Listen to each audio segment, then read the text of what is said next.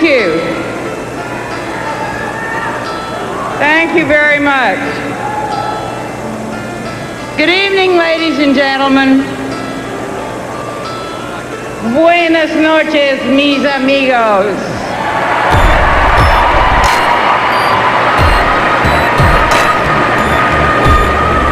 I'm delighted to be here with you this evening because after listening to George Bush all these years, I figured you needed to know what a real Texas accent sounds like.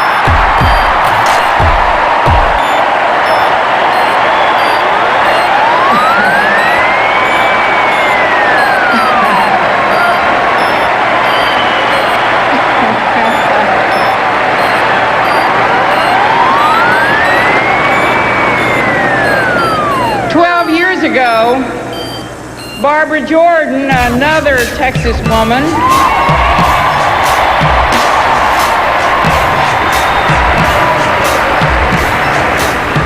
Barbara made the keynote address to this convention, and 2 women in 160 years is about par for the course.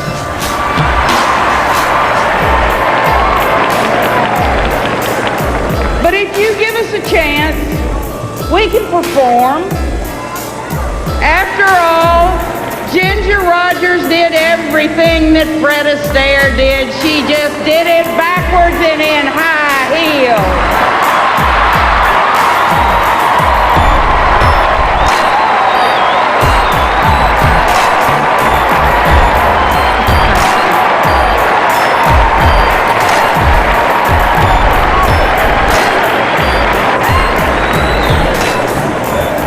I want to announce to this nation that in a little more than 100 days, the Reagan, Meade, Deaver, Knopfziger, Poindexter, North, Weinberger, Watt, Gorsuch, Lavelle, Stockman, Haig, Bork, Noriega, George Bush,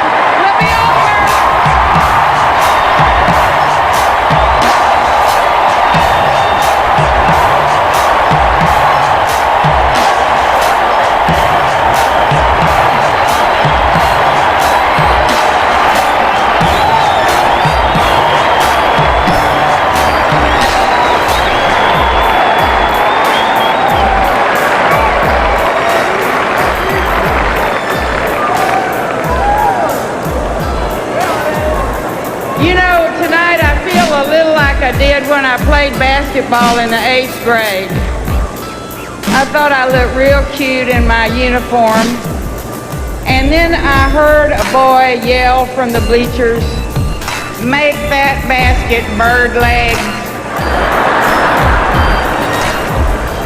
And my greatest fear is that same guy is somewhere out there in the audience tonight. And he's gonna cut me down to size.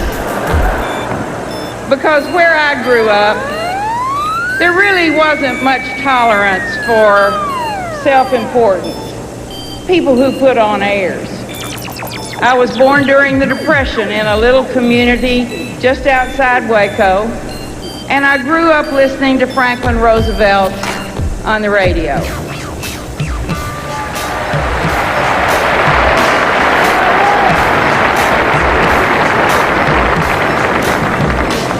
Well, it was back then that I came to understand the small truths and the hardships that bind neighbors together. Those were real people with real problems, and they had real dreams about getting out of the Depression. I can remember summer nights when we'd put down what we called a Baptist pallet, and we listened to the grown-ups talk. I can still hear the sound of the dominoes clicking on the marble slab my daddy had found for a tabletop. I can still hear the laughter of the men telling jokes you weren't supposed to hear, talking about how big that old butt deer was, laughing about Mama putting Clorox in the well when the frog fell in. They talked about war and Washington and what this country needed. They talked straight talk. And it came from people who were living their lives as best they could. And that's what we're going to do tonight. We're going to tell how the cow ate the cabbage.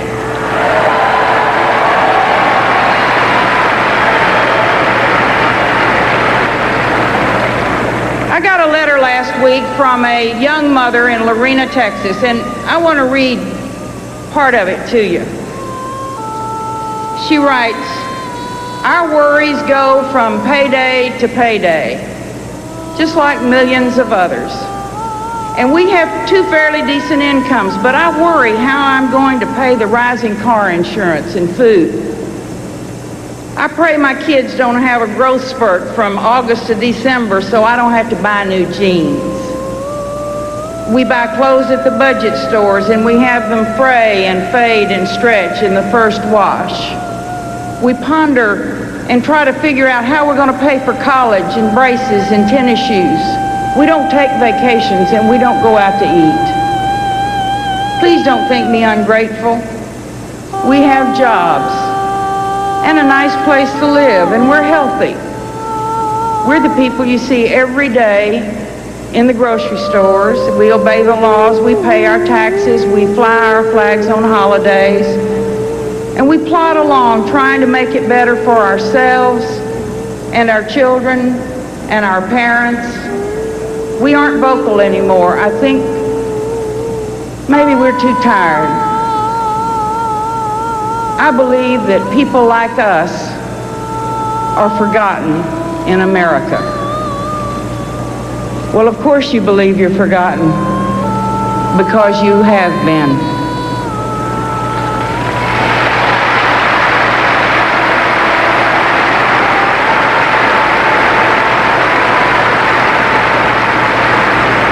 This Republican administration treats us as if we were pieces of a puzzle that can't fit together. They've tried to put us into compartments and separate us from each other. Their political theory is divide and conquer. They've suggested time and time again that what is of interest to one group of Americans is not of interest to anyone else. We've been isolated. We've been lumped into that sad phraseology called special interests. They told farmers that they were selfish, that they would drive up food prices if they asked the government to intervene on behalf of the family farm. And we watched farms go on the auction block while we bought food from foreign countries. Well, that's wrong.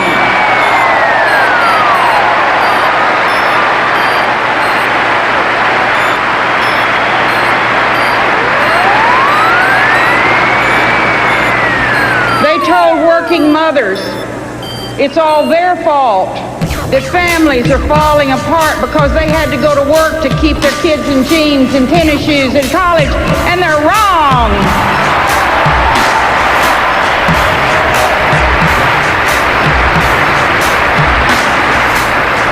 They told American labor they were trying to ruin free enterprise by asking for 60 days notice of plant closings, and that's wrong.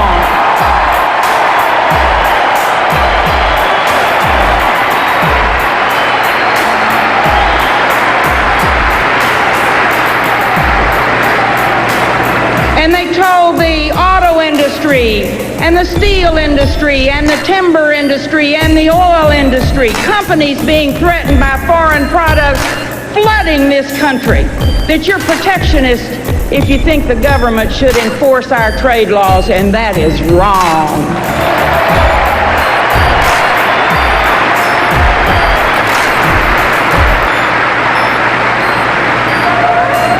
When they belittle us for demanding clean air and clean water, for trying to save the oceans and the ozone layer, that's wrong.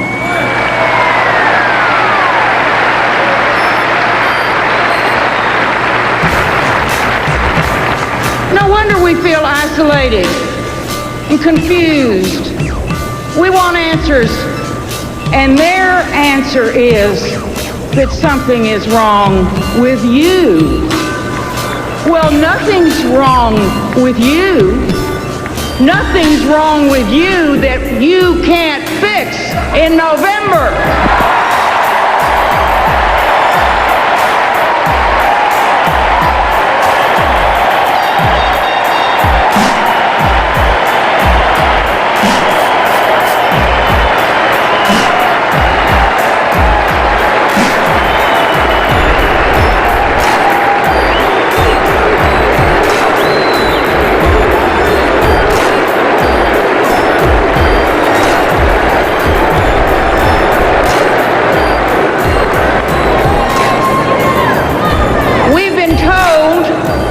We've been told that the interests of the South and the Southwest are not the same interests as the North and the Northeast.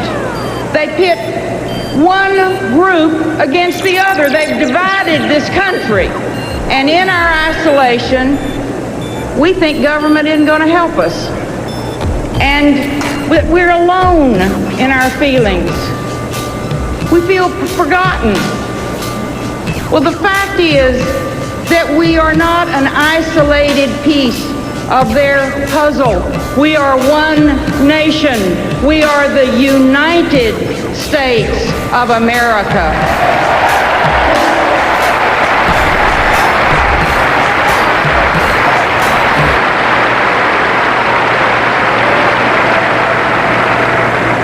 Now, we Democrats believe that America is still the country of fair play, that we can come out of a small town or a poor neighborhood and have the same chance as anyone else, and it doesn't matter whether we are black or Hispanic or disabled or women. We believe that America is a country where small business owners must succeed because they are the bedrock, backbone of our economy.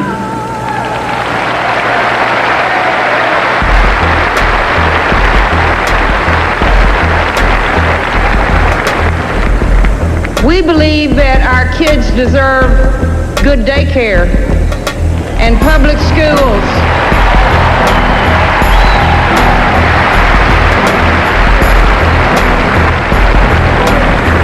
We believe our kids deserve public schools where students can learn and teachers can teach.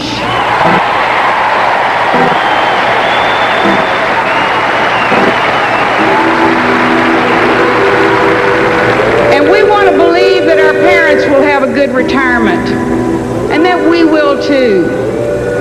We Democrats believe that Social Security is a pact that cannot be broken.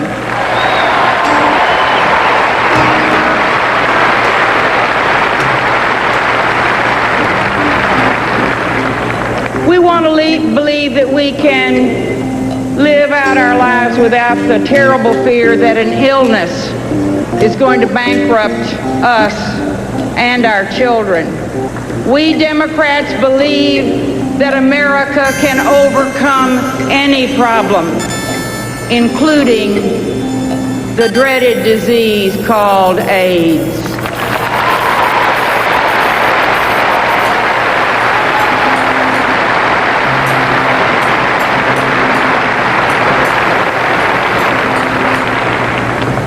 We believe that America is still a country where there is more to life than just a constant struggle for money.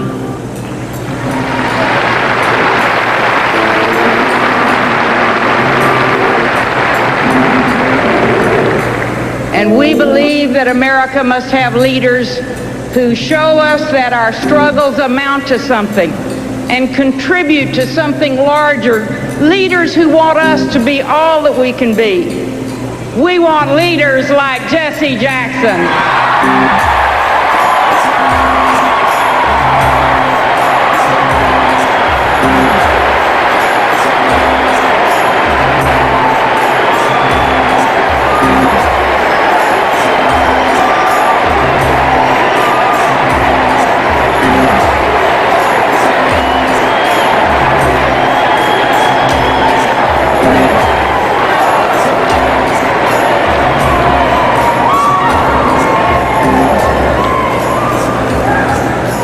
Jesse Jackson is a leader and a teacher who can open our hearts and open our minds and stir our very souls.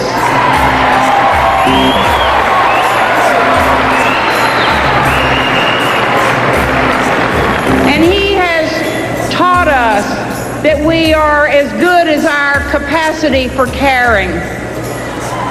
Caring about the drug problem, caring about crime, caring about education, and caring about each other.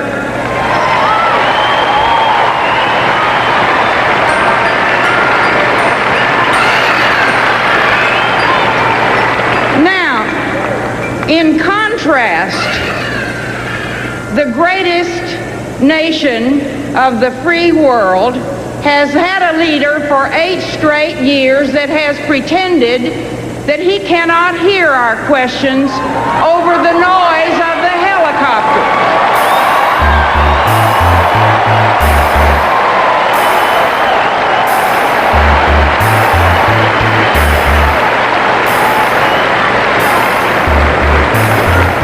And we know he doesn't want to answer, but we have a lot of questions. And when we get our questions asked, or there is a leak, or an investigation, the only answer we get is, I don't know, or I forgot.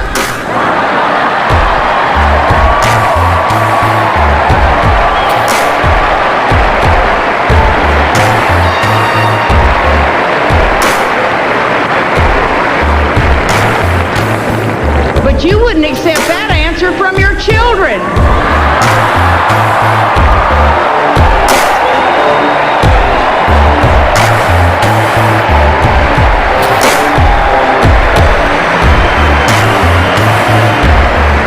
I wouldn't.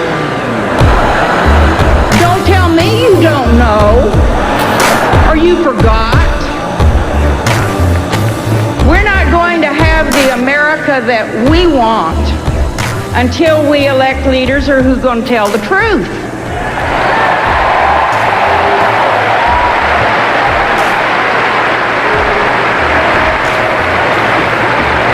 Not most days, but every day.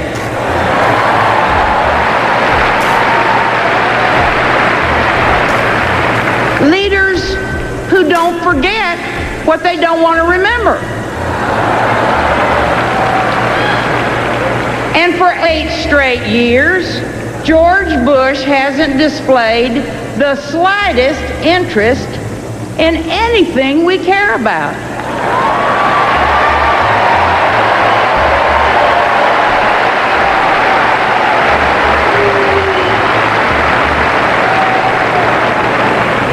And now that he's after a job that he can't get appointed to,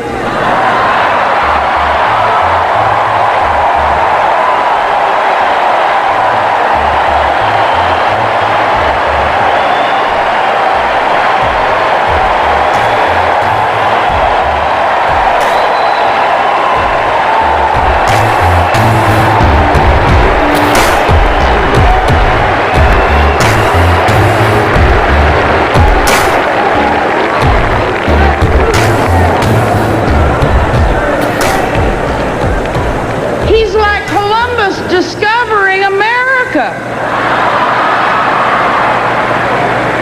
He's found childcare.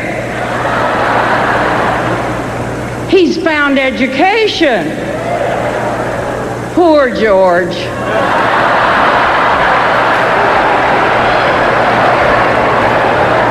He can't help it.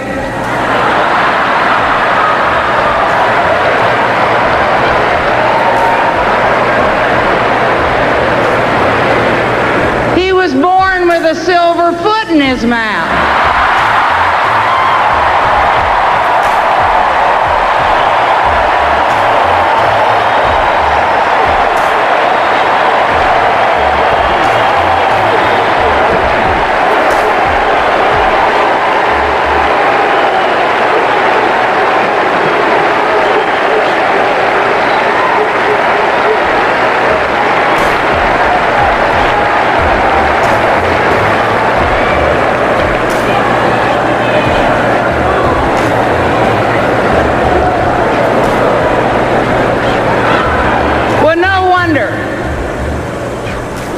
sure we can't figure it out?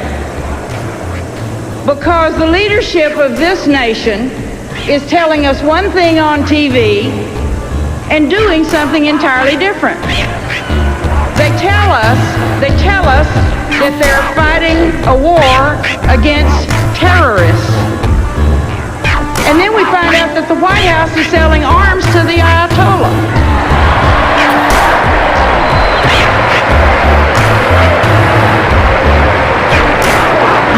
They tell us that they're fighting a war on drugs. And then people come on TV and testify that the CIA and the DEA and the FBI knew they were flying drugs into America all along.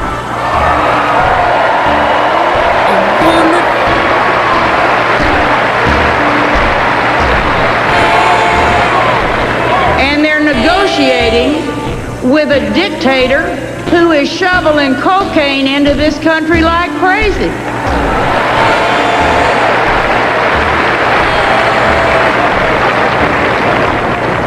I guess that's their Central American strategy.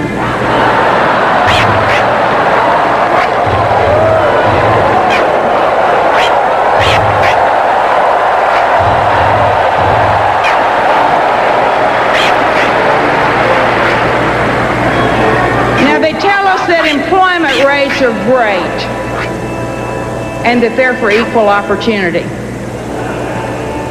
But we know it takes 2 paychecks to make ends meet today when it used to take 1.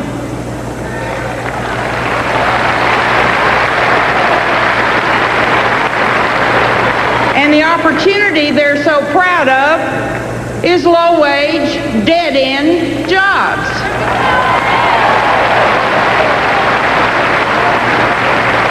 And there is no major city in America where you cannot see homeless men sitting in parking lots holding signs that say, "I will work for food."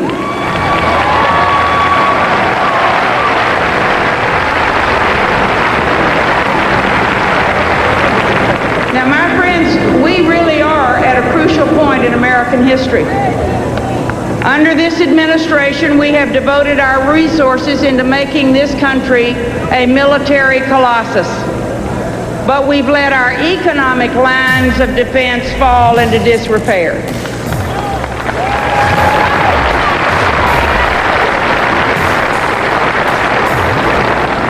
The debt of this nation is greater than it has ever been in our history. We fought a world war on less debt than the Republicans have built up in the last 8 years.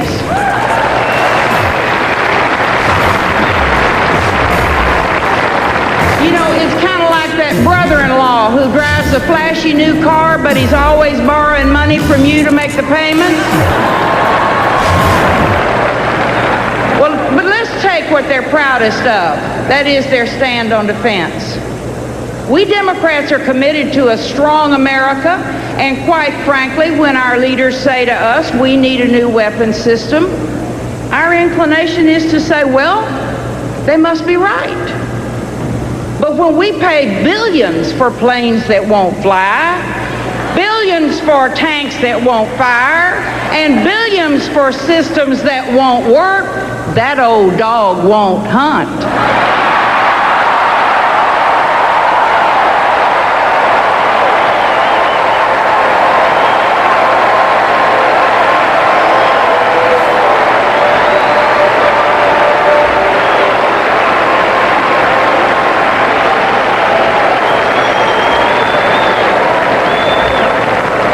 And you don't have to be from Waco to know that when the Pentagon makes crooks rich and doesn't make America strong, that it's a bum deal.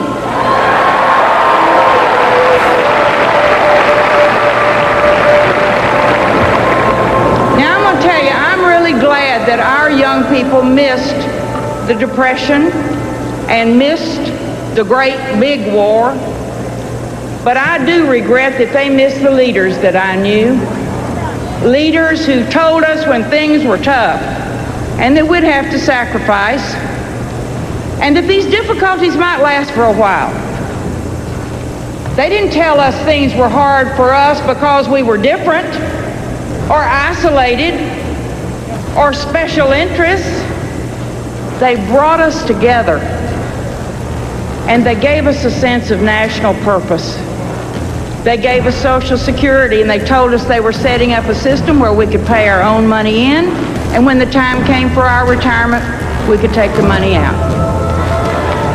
People in the rural areas were told that we deserved to have electric lights, and they were going to harness the energy that was necessary to give us electricity so my grandmama didn't have to carry that old coal oil lamp around.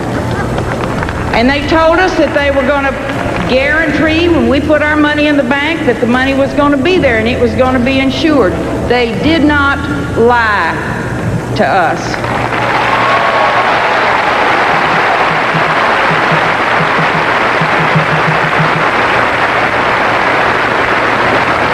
And I think one of the saving graces of Democrats is that we are candid. We talk straight talk. We tell people what we think. And that tradition and those values live today in Michael Dukakis from Massachusetts.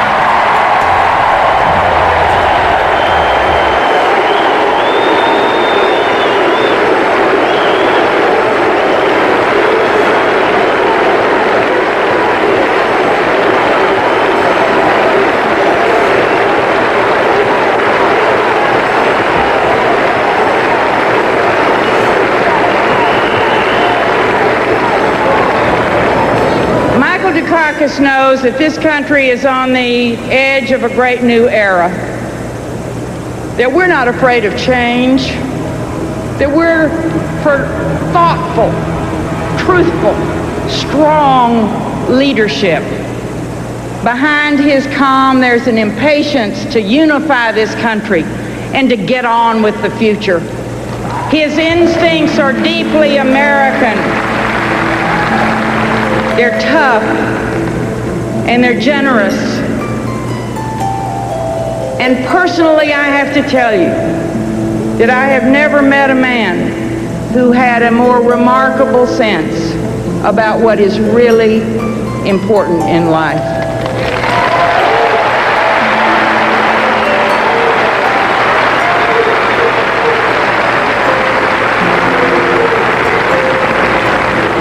And then there's my friend and my teacher for many years, Senator Lloyd Bentsen.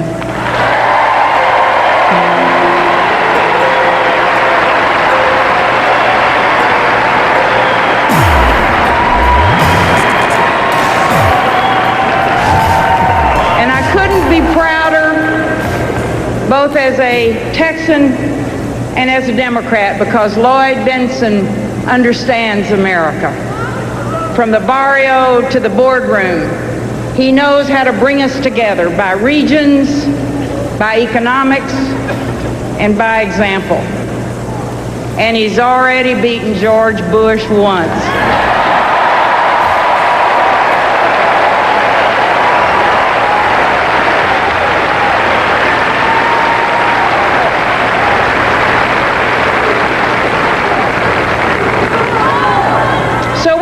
Right down to it, this election is a contest between those who are satisfied with what they have and those who know we can do better. That's what this election is really all about.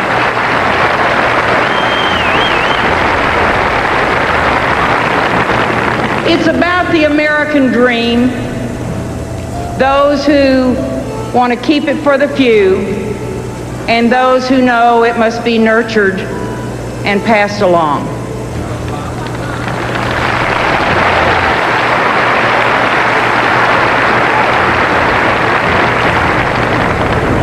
I'm a grandmother now, and I have one nearly perfect granddaughter named Lily.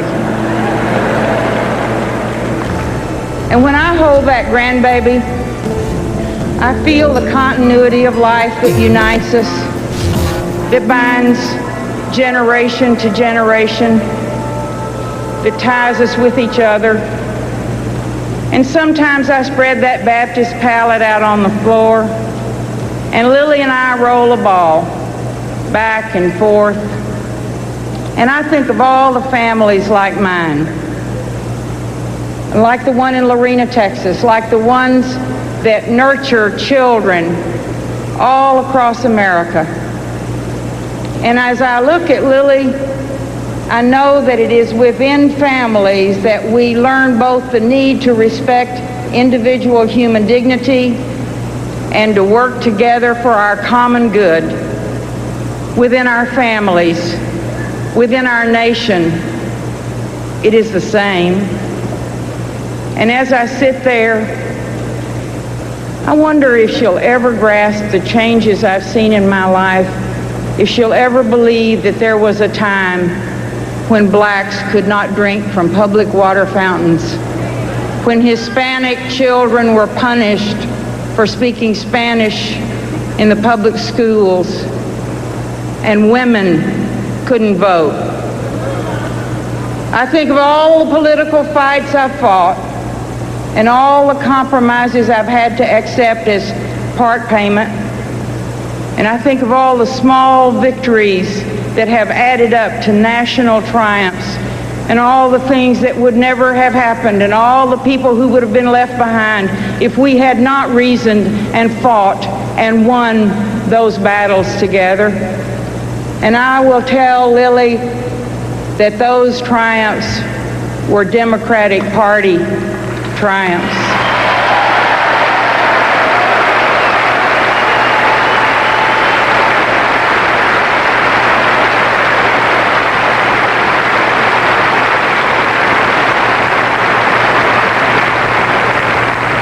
I want so much to tell Lily how far we've come, you and I.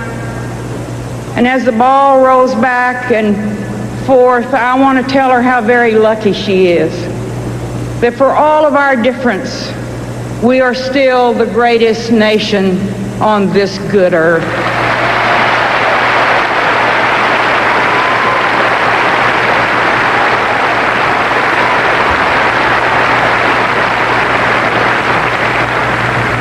And our strength lies in the men and women who go to work every day, who struggle to balance their family and their jobs, and who should never, ever be forgotten.